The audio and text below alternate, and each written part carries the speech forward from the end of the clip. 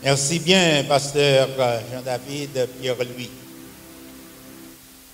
Je vous assure que je prie pour vous chaque jour. L'Église évangélique du Renouveau m'a impressionné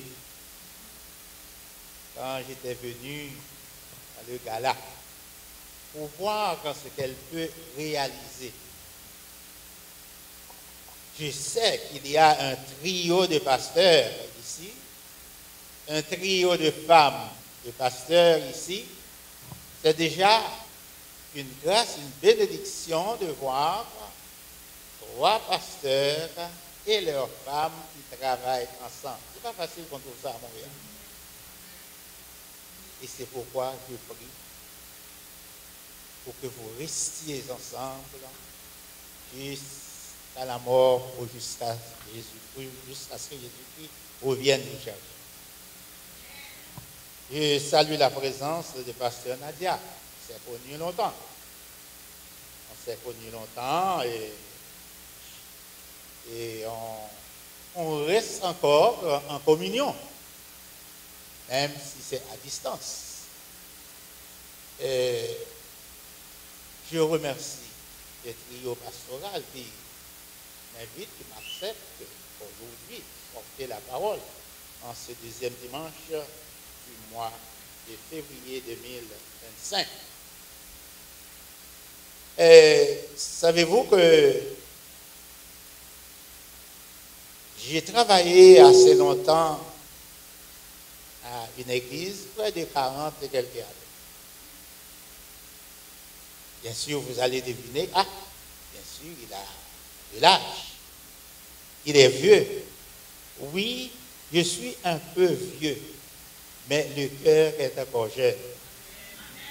Il partage son amour avec les frères et sœurs de partout, non seulement à Montréal, aux États-Unis, de partout, en Haïti aussi, en Afrique, parce que nous soutenons les missionnaires.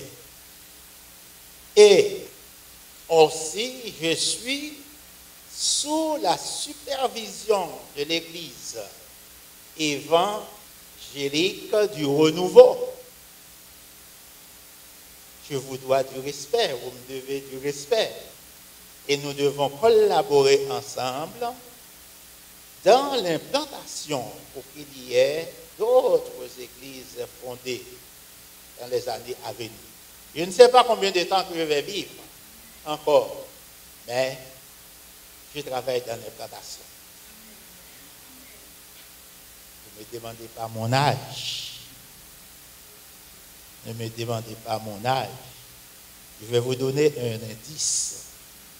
Parce que le gouvernement m'a écrit le mois dernier pour me dire, Johannes Sefort, vous êtes éligible à avoir 10% de plus sur la sécurité de vieillesse. Là, vous allez connaître mon âge. Et je vous remercie le Seigneur. Je vous remercie le Seigneur. Et je travaille de près avec Pasteur David qui supervise l'implantation. Et nous voulons implanter d'autres églises avant que nous mourions. Nous remercions le Seigneur pour la santé qu'il nous donne. Nous remercions le Seigneur. Et nous prions pour que l'Église évangélique du Renouveau grandisse, croisse de jour en jour, pour qu'elle soit toujours un flambeau dans ce secteur de Laurentides. Et je vous apporte aussi les salutations de l'Église du Centre évangélique Libna. Libna, ça ne veut pas dire grande chose, c'est une contrée en Israël. C'est une contrée là où les gens passaient et en lisant la Bible, nous avons trouvé le mot et nous donnons ce nom à l'implantation, réimplantation que nous faisons à Notre-Dame. J'aimerais vous demander de tourner avec moi dans à l'Évangile selon Luc, au chapitre 19, versets 1 à 10. Luc, chapitre 19, versets 1 à 10.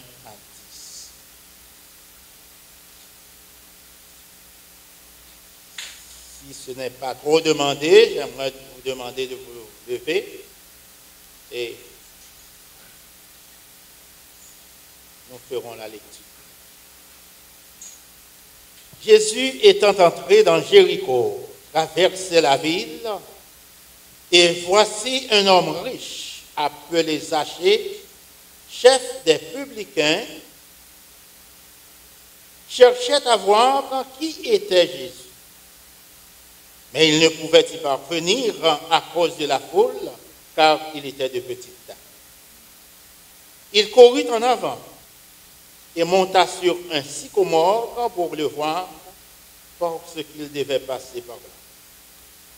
Lorsque Jésus fut arrivé à cet endroit, il leva les yeux et lui dit, « Zachée, hâte-toi de descendre, car il faut que je demeure aujourd'hui dans ta maison. » Zachée se hâta de descendre et le reçut avec joie. Voyant cela, tous murmuraient.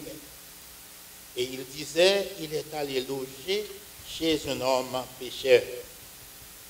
Mais Zachée, se tenant devant le Seigneur, lui dit, voici, Seigneur, je donne aux pauvres la moitié de mes biens. Et si j'ai fait tort de quelque chose à quelqu'un, je lui rends le quadruple. Jésus lui dit, le salut est entré aujourd'hui dans cette maison, parce que celui-ci est aussi un fils d'Abraham. Car le Fils de l'homme est venu chercher et sauver ceux qui étaient perdus. Le Seigneur ajoute sa bénédiction sur cette lecture pour notre édification. Merci à vous. Dieu Tout-Puissant, nous sommes devant toi en cet instant. Et ton esprit nous parle, nous enseigne, nous pousse de l'avant pour que nous agissions selon ta volonté. Merci pour chaque personne qui a fait le déplacement en ce jour. Bénis-nous ensemble au nom de Jésus-Christ. Amen. J'aimerais souligner avec vous dans ce passage la repentance de Zachée. Par définition, la repentance est un volte-face. C'est comme si on allait en direction ouest et on s'est repenti, on dit tout d'un coup, on retourne vers l'est. Et la repentance, disons, doit précéder toujours le salut. Lorsque nous lisons la parole de Dieu, nous voyons toujours que les grands prédicateurs ont parlé toujours de la repentance. Repentez-vous. Car le royaume des cieux est proche. Jésus-Christ est venu. Repentez-vous pour que vous soyez sauvés. Les disciples ont prêché dans les actes des apôtres, surtout Pierre. Repentez-vous afin que vous soyez baptisés au nom de Jésus-Christ. La repentance est importante pour nous, pour tout chrétien. Et même après la conversion, même après le baptême par immersion, le chrétien a besoin de se repentir des fautes, des péchés qu'il a commis. Et c'est important de savoir que Jésus-Christ est venu pour que nous puissions aller le trouver, afin que nous ayons la vie, pour que nous marchions en nouveauté de vie, jour après jour, jusqu'à ce qu'il revienne nous chercher. Jésus-Christ était arrivé à Jéricho. Vous connaissez l'histoire de Jéricho lorsque Moïse avait envoyé les espions pour explorer. Rahab la prostituée les avait cachés. Et en faisant le tour de la ville, les murailles s'écroulaient après 13 tours. Jéricho. Et la Bible nous dit que Jésus était dans les barrages de Jéricho. Zachée était là. Qui était Zachée? La Bible dit chef des publicains. Vous savez que les publicains, ce sont des collecteurs d'impôts, gens qui prennent les impôts, et aujourd'hui, presque chaque personne ici qui travaille paie les impôts. Nous payons les impôts.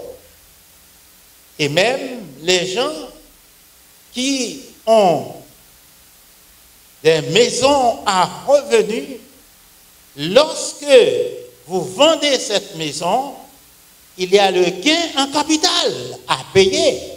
C'était 50% autrefois, maintenant c'est 66,5%. C'est augmenté.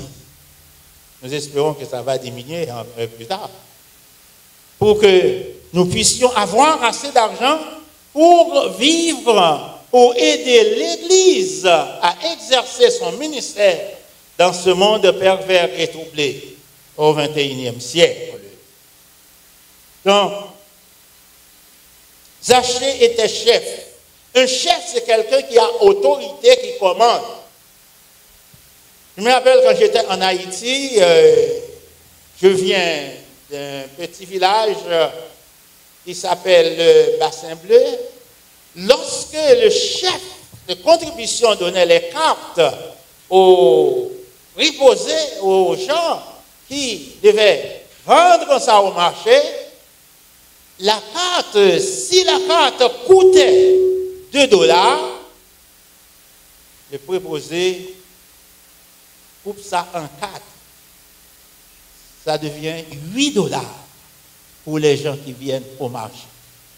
Ces gens-là n'avaient pas de bonnes intentions, c'était de mauvaises intentions. Ces gens-là faisaient de l'argent et même que c'est mentionné, quand ils vont donner le rapport au préposé au chef de contribution, donc ils ont vendu toutes les cartes et ils donnent l'argent qui appartenait au chef de contribution.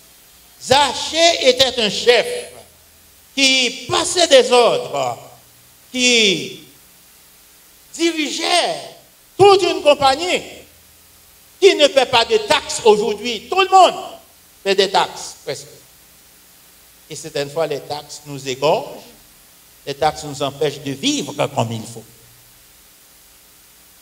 Même vous qui êtes retraités, vous payez des taxes.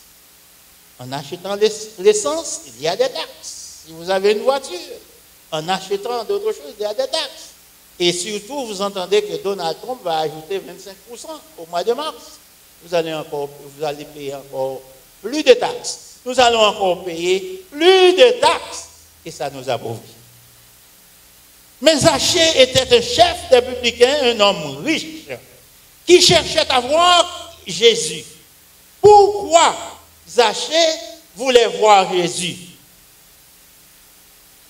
Bien sûr, vous avez déjà posé cette question lorsque vous lisez ce passage. Bien sûr, vous avez entendu plusieurs messages. Zachée avait entendu parler de Jésus qui faisait des miracles. Et aujourd'hui, nous pouvons considérer comme miracle aussi quand quelqu'un ou quelqu'une accepte Jésus-Christ comme son sauveur personnel. C'est un miracle. Le centre évangélique à Libna, où je suis, dernièrement, après avoir prêché un message, il y a 3 jeunes qui sont avancés pour accepter Jésus-Christ comme leur sauveur personnel. Donc le travail a été fait avant que je prêche par le Saint-Esprit qui convainc des péchés, des justices et des jugements. Le Saint-Esprit avait déjà convaincu Zachée. Et nous pouvons souligner ses efforts dans la parole. Il courait en avant parce qu'il était de petite taille. Les gens de grande taille le couvraient. Mais lui, il voulait vaincre cet obstacle pour voir Jésus. Regardez une chose. En premier lieu, dans le développement, la repentance le porte à obéir. Obéir à qui? À Jésus. Jésus est arrivé au pied du sycomore. Il disait à Zachée, hâte-toi de descendre. Bien sûr, il était encore essoufflé sur l'arbre et il se précipitait à descendre. Et Jésus lui fait une promesse, il faut que je demeure chez vous aujourd'hui. Donc Zachée trouvait ce qu'il voulait. Et bien sûr, il s'est descendu. Il est allé chez lui avec Jésus. Il a reçu Jésus dans sa maison. C'est pour cette raison, l'auteur de l'Apocalypse nous dit au chapitre 3, verset 20, « Voici, je me tiens à la porte et je frappe. Si quelqu'un entend ma voix et ouvre la porte, j'entrerai chez lui. Je souperai avec lui et lui avec moi. » Zachée a reçu avec joie le Seigneur en Jésus. Bien sûr, il avait préparé des choses pour le Seigneur, mais le Seigneur lui apportait quelque chose de spirituel, la vie et la vie en abondance. Quelle que soit la personne qui accepte Jésus-Christ dans sa vie, a la vie en abondance. C'est quelqu'un qui est sorti de l'ancien monde et qui est entré dans le nouveau monde, le monde spirituel. Non seulement il a reçu Jésus chez lui, troisièmement, il a fait une promesse de restitution. Zachée disait, je veux donner la moitié de mes biens aux pauvres. Il était riche. Et aujourd'hui, à l'église, quand on parle de la dîme et des offrandes, il y a des chrétiens qui n'acceptent pas cet enseignement. Laissez-moi vous dire une chose, j'avais un surintendant de l'école du dimanche. Vous savez que le surintendant de l'école du dimanche, il enseigne à d'autres églises. C'est un assistant même du pasteur. Et dans une conférence de leaders, des gens qui dirigent, qui fonctionnent à l'église,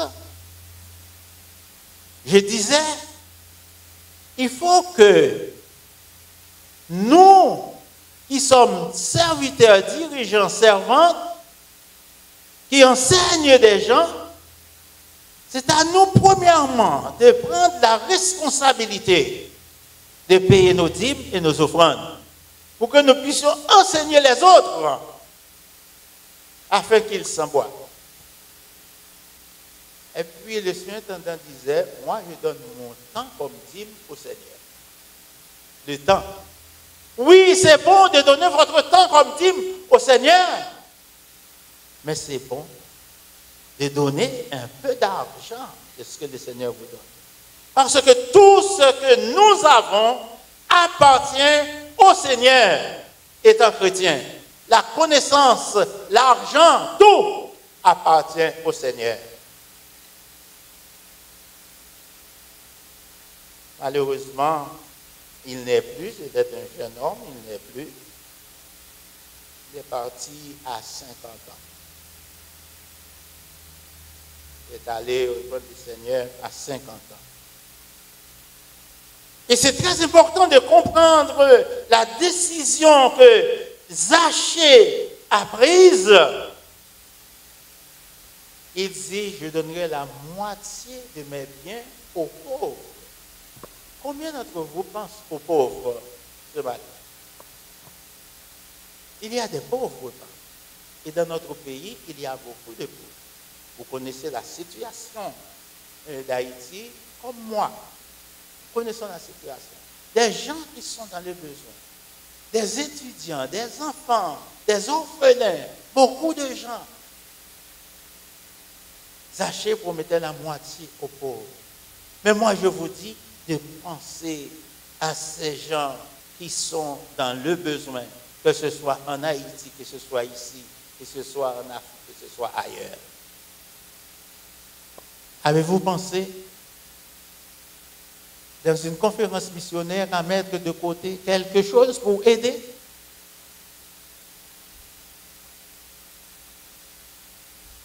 Il est très important. Il est très important, non seulement de donner vos dîmes et vos offrandes à votre église locale, mais de donner un peu plus pour les gens qui sont dans le besoin. Mon feu pasteur, c'est nos parents du jour, et les pasteurs de Léon, pasteur Paul, pasteur David aussi. Lui, quand il venait à Montréal, il venait toujours avec un projet bien concis. Il dit, j'ai des écoles. Lui, il avait un grand ministère. Le petit ministère que nous avons ici, pasteur David, ça ne peut pas se comparer au ministère que notre feu pasteur avait en Haïti. Il avait des écoles, il avait beaucoup. Et c'était une cathédrale qu'il avait construite. Maintenant, les choses sont difficiles. Je connais pasteur Kelly. Vous connaissez pasteur Kelly, quelques personnes ici? Oui, j'ai travaillé un peu de temps avec lui. J'étais à Titanien. J'ai prêché là. Combien il a besoin? Il a besoin de notre aide. Notre aide financière pour pouvoir répondre à tous les besoins. À tous les besoins qu'il a devant lui en Haïti. Zachée donnait la moitié, il était riche. Mais vous, je ne vous dis pas de donner la moitié, mais de penser aux églises là-bas, de penser aux églises ailleurs, de penser aux missionnaires qui travaillent dans des conditions difficiles. Je disais dans les nouvelles qu'on m'avait envoyées combien de missionnaires travaillent dans des conditions difficiles en Inde. Ils sont maltraités. Nous devons prier pour que le Seigneur change la situation afin que l'Évangile puisse continuer sa course en Inde. Il a fait une promesse de restitution et il dit, non seulement je vais donner la moitié de mes biens aux pauvres, mais si j'ai fait tort de quelque chose à quelqu'un, je lui rends le quadruple. J'étais dans une conférence et puis la question a été posée, le quadruple c'est combien? Pardon? Il y a des gens qui répondaient le quart. Non, ce n'est pas le quart, c'est 4 fois plus. S'il avait pris $1, il veut donner $4. Je ne sais pas combien de torts que nous avons fait aux autres gens qui nous entourent, aux frères et sœurs qui nous entourent. Mais quel exemple devant nous? Exemple de restitution. S'il avait fait du tort à quelqu'un.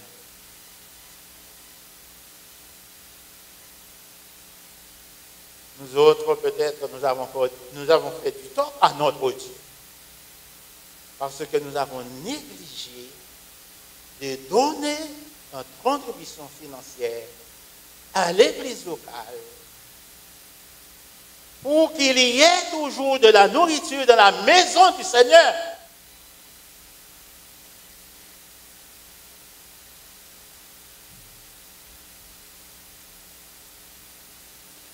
Dans Malachie, il est dit, ensuite, mettez-moi de la sorte à l'épreuve, et vous verrez. Si je n'ouvre pas pour vous les écluses des cieux, si je ne répandrai pas sur vous des bénédictions en abondance. Promesse de restitution. Dieu, ce que nous donnons à Dieu, ce n'est pas une perte, mais au contraire, nous attirons des bénédictions sans nombre sur nous, si nous obéissons à la voix du Seigneur. La Bible dit que nous serons toujours en haut et non en bas. Deutéronome chapitre 28, verset 1. Cinquièmement, il a reçu le salut de Jésus. Il est devenu un fils d'Abraham. Est-ce que Zachée s'attendait à toutes ces choses, toutes ces bonnes choses que Jésus-Christ lui donne? Et c'est pour cette raison que Jésus-Christ dit, il est venu non pour être servi, mais pour servir et donner sa vie en rançon pour plusieurs. Le Fils de l'homme est venu chercher et sauver ceux qui étaient perdus. Zachée était perdu. Mais il s'est retrouvé. Il a abandonné la voie du péché. Il s'est mis sur la nouvelle voie. Et je vous dis, bien sincèrement, vous et moi qui sommes là cet après-midi, nous sommes sauvés par grâce, par le moyen de la foi. Cela ne vient pas de nous, c'est le don de Dieu. Et ce que nous faisons aujourd'hui, faisons-le pour plaire à notre Dieu. Restons à ses pieds pour le servir fidèlement. Mettons nos biens au service de Dieu. Et nous verrons les bénédictions qu'il déversera sur nous.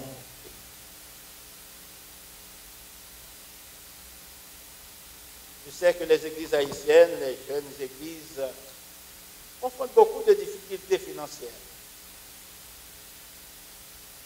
Je suis au courant un peu de votre situation. Bien sûr, vous êtes au courant de ma situation, de la jeune église.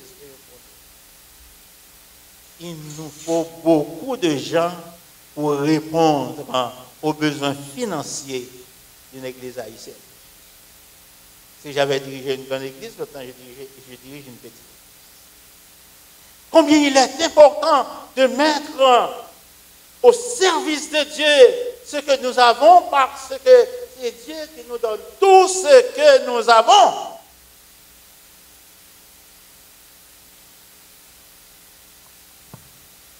Et j'ai dit toujours aux gens, il faut bien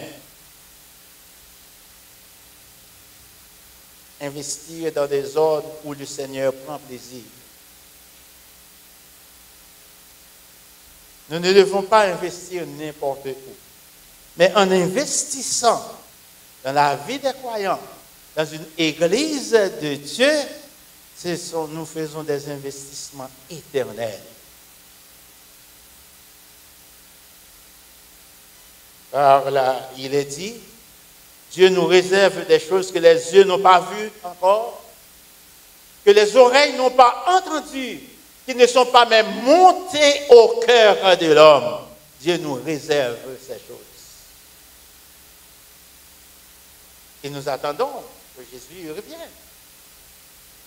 Attendez-vous réellement que Jésus revienne? Vous cherchez? Oui. Si c'est oui, faisons des bonnes œuvres. Parce que la foi sans les œuvres est une foi morte. Zachée avait une foi vivante. Il a reçu le salut. Et lorsque Jésus-Christ reviendra, il sera ressuscité en premier. Si nous sommes encore vivants, nous allons rencontrer Zachée. Et bien sûr, il aura toujours sa petite taille. Nous allons rencontrer beaucoup d'autres personnes. Nous serons avec Abraham, Isaac et Jacob. Nous serons avec les serviteurs et les servantes de Dieu qui sont morts. Combien nous devons prendre l'exemple de Zaché et servir le Seigneur avec tout ce que nous avons. En conclusion, j'aimerais vous rappeler de ce verset bien connu, vous le connaissez, de Corinthiens 5, verset 17, qui nous dit: si quelqu'un est en Christ, il est une nouvelle créature. Les choses anciennes sont passées et voici toutes choses sont devenues nouvelles. Vivons dans la nouveauté, jour après jour, jusqu'à ce que Jésus-Christ revienne nous chercher. Le Seigneur vous bénisse.